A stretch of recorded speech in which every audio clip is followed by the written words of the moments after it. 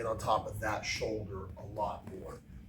Whenever I'm going for the kimura, the Americana, and the like, I've been moving heavily up here to the shoulder. So what we just did was a easy Americana setup where I come in, I'm holding on to the bicep underneath the tricep here to hold. I slip into, like I'm gonna go for kesagatame. So I'm pushing in, I slide my knee up like I'm about to sit for kesa, but through here, rather than actually go for kesa, once I make my sit out, my left knee is gonna go up towards the top of his head. As I do, I'm gonna go for the Americana through here. So now this is what we were just talking about. My belly button is literally sitting like on his armpit through here. The hand is trapped across towards his face. And then I'm in for my Americana from here. And then while the hand is on the ground, I like to act like I'm gonna pull my elbow up to his belly button. So once I've got him here, keep the hand on the floor, and I'm just gonna take my elbow and put it on his belly button. By doing that, it gives me the two directions I need, up and then in. Okay, and so in most cases, I'll literally just slide it in, touch his hip, pick it up, and then put it onto his belly button. It won't make it. Like it's literally gonna crash out before you ever get there. So one more time. So as I'm in, cup the arm, push in, slide into my kesa, just like it's as if I'm about to, and then immediately through here, I switch my hips, swim into the arm, and then go in for my kimura.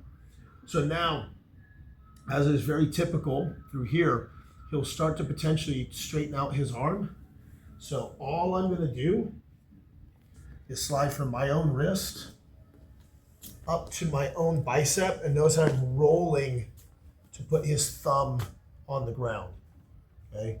So as he drives forward, I roll here, put his thumb down. This one chops the floor, and I pick up, okay? Don't worry about picking up this side. This one just pushes down, this one pushes down, and I pick up my right elbow, okay? He wants the pinky to go the other way. So if it happens, let him, okay? Now through here, I switch, put his hand down to the floor. Personally myself, again, I'm still sitting on top of that shoulder. I like his hand in his armpit. That's my favorite kimura position anymore. So the moment I get him here, now I'm gonna pull his elbow up here as high as I can. And while I do, slide his hand into his own armpit. Okay, now I pick up his shoulder for my lock. Okay, let's do that one more time. And I really like this hand getting stuck. Yeah. I like that. Yeah. Well, because we haven't hit the attack on that arm yet. It's kind of screwed right now. So again, I'm in. I hold on to the bicep rather than just through here. This pre-stages my hand. Press in, slide like I'm about to go into my kesa. Don't worry about coming back to hook the arm. I'm not really that interested in it. My hand is coming up, but it's actually starting to focus in over on this one. So as I bring my hand up and my knee comes in, that's my isolation. I can feel it. Tony's already tight. Pinky to the ground if you can, and then pull. There's the tap, he goes to escape. Through here, I punch his thumb to the ground. Thumb goes down, point. Okay, again, you can make a fist, you can grip, it's all good. But the biggest part is, I want this to press, like hammer fist through your arm and pick up. Okay, don't try to go, like you have to straighten his arm out. I don't care. Pin it to the ground, point, easy tap. He runs through, oh no, he doesn't get anywhere because my arm's in the way. So then through here, I like to pick it up, switch my hands, hand goes to the floor, okay? And then again, slide that elbow up as high as you can, and then put his hand in his armpit. Now, small pickup on the shoulder. Done before I get there. And if you're really mean, I grind my hip bone on his cheek while I'm hunting for his arm. Depends on how I feel that day. I just that other shoulder. So even if, like, say I'm going to be here and I'm going to go reverse kesa and I'm going to get a hold of his arm. Okay, when I punch it to the ground and I start to set him up, okay, I take my hips and I'm moving back to this same position. So I'm more diagonal body anymore as opposed to here. Okay. Here is good, don't get me wrong. I made an entire career out of being 90 degrees, but anymore, my hip, or I should say like my belly button, literally sitting on top of that shoulder is my new jam. Shuts it down. Well, and it pins his shoulders down. It puts me into a much more powerful position to go after his arm. Because from here, I was okay. But like I said, so whether I go like reverse kesa, which again, if I'm here and I go over the top and I drop and I start fighting from here, be ready. This hand transitions from here to here all the time. So when you're here, you just kind of be ready. The moment he makes the switch, we make the grip.